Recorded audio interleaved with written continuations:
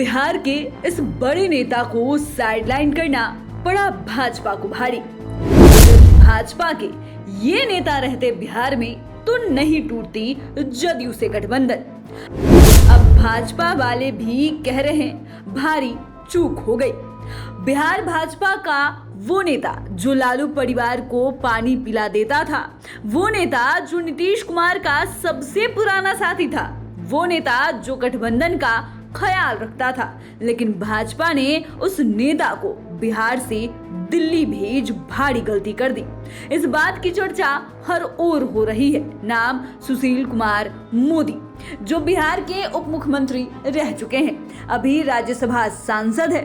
नीतीश कुमार ने भी एनडीए जाते वक्त कहा सुशील मोदी होते तो बात अलग होती। बिहार की राजनीति में सुशील कुमार मोदी वो नाम है जिसे सिर्फ बीजेपी का चेहरा ही नहीं बल्कि सत्ता का सूत्रधार भी माना जाता है। सुशील कुमार मोदी की पहचान ऐसे नेता की रही है जो अपने विरोधियों के खिलाफ पूरा शोध करते हैं और फिर तथ्यों के साथ आक्रामक रणनीति अपनाकर हमला करते हैं। साल 2017 के अप्रैल महीने में उन्होंने आरजेडी लालू प्रसाद यादव के परिवार पर जब हमला करना शुरू किया तो परिणाम में महागठबंधन धराशायी हो गया। नीतीश कुमार एक बार फिर एनडीए में शामिल हुए और बीजेपी को सत्ता सुख मिल गया। अब जब नीतीश कुमार एक बार फिर पाला बदलकर महागठबंधन के साथ हो गए हैं तो बिहार में इस बात की चर्चा हो रही है कि क्या बिहार में सुशील कुमार मोदी को साइडलाइन करना बीजेपी को भारी पड़ गया। वैसे भी बिहार की राजनीति में सुशील कुमार मोदी के हाशिए पर जाने की चर्चा विरोधियों ने कई बार की। उनकी पार्टी के लोगों ने उन्हें हाशिए पर भेजा भी, लेकिन अगर उनके कद की बात की जाए तो ये देखने वाली बात है कि बिहार से निकलते ही कितना बड़ा परिवर्तन हो गया। सुशील मोदी ने धराशायी किया था महागठबंधन। साल 2017 का वो वक्त आपको याद है जब लालू प्रसाद यादव के परिवार पर आरोपों की बौछार होने लगी। उस वक्त नीतीश कुमार महागठबंधन में शामिल थे। सुशील मोदी ने सोशल मीडिया का इस्तेमाल किया। लालू परिवार की बेनामी संपत्ति के खुलासे के मामले में उन्होंने प्रेस कॉन्फ्रेंस की झड़ी लगा दी। उन दिनों में पार्टी विरोधियों के निशाने पर रहने वाले मोदी की इस काबिलियत को पार्टी के केंद्रीय नेतृत्व को भी मानना पड़ा।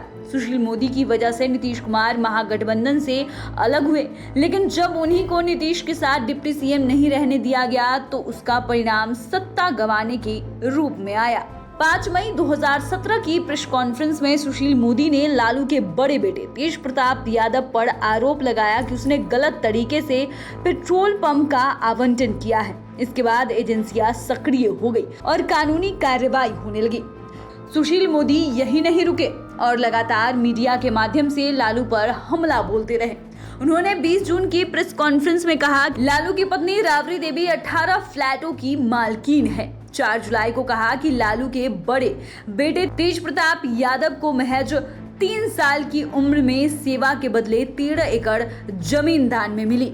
4 जुलाई को उन्होंने राजद नेता कांति सिंह, रघुनाथ झा और बाकी लोगों से दान में मिली जमीन का खुलासा किया। इन खुलासों के बाद नीतीश कुमार को तेज प्रताप और तेजस्वी यादव के साथ गठबंधन खत्म करने के लिए मजबूर होना पड़ा। 2015 के विधानसभा चुनाव से पहले बना महागठबंधन धराशायी हो गया। सुशील मोदी के वन मैन आर्मी बनकर ये काम किया और नीतीश दोबारा बीजेपी के साथ आए। इसके बाद 2019 के लोकसभा चुनाव में एनडीए ने अच्छा परफॉर्म किया। नीतीश ने 2020 का विधानसभा चुनाव भी बीजेपी के साथ लड़ा, लेकिन ठीक इसी समय पार्टी में ही सुशील मोदी के विरोधी उन पर हावी होने लगे। शीर्ष नेतृत्व ने उन्हें राज्यसभा सदस्य बनाकर दिल्ली रवाना कर दिया। सियासी जानकार बताते हैं कि सुशील मोदी के पास बिहार बीजेपी की रीढ़ है। उनके पास बिहार की राजनीति के अलावा सभी बातों की जानकारी है जो बिहार में अन्य बीजेपी नेताओं के पास नहीं है। वो तोल कर बोलते हैं। उनकी बात को नीतीश कुमार ध्यान से सुनते हैं। सुशील मोदी के नाराज हो जाने के बाद नीतीश कुमार कई बार अपने जदयू नेताओं पर लगाम लगाते थे। सुशील मोदी तथ्य में मजबूत थे और बिहार बीजेपी को संभालने की कला उनमें थी। इस बार बीजेपी से बहुत बड़ी चूक हो गई। सुशील मोदी को बिहार से हटाया और अब परिणाम देख लीजिए, सरकार हाथ से निकल गई। तो फिलहाल के लिए इतना ही। अगर आपने अभी तक चैनल को सब्सक्राइब नहीं किया है तो सब्सक्राइब कर ले। फेसबुक पेज को भी लाइक करना बिल्कुल भी ना भूले। वीडियो देखने के लिए आपका धन्यवाद।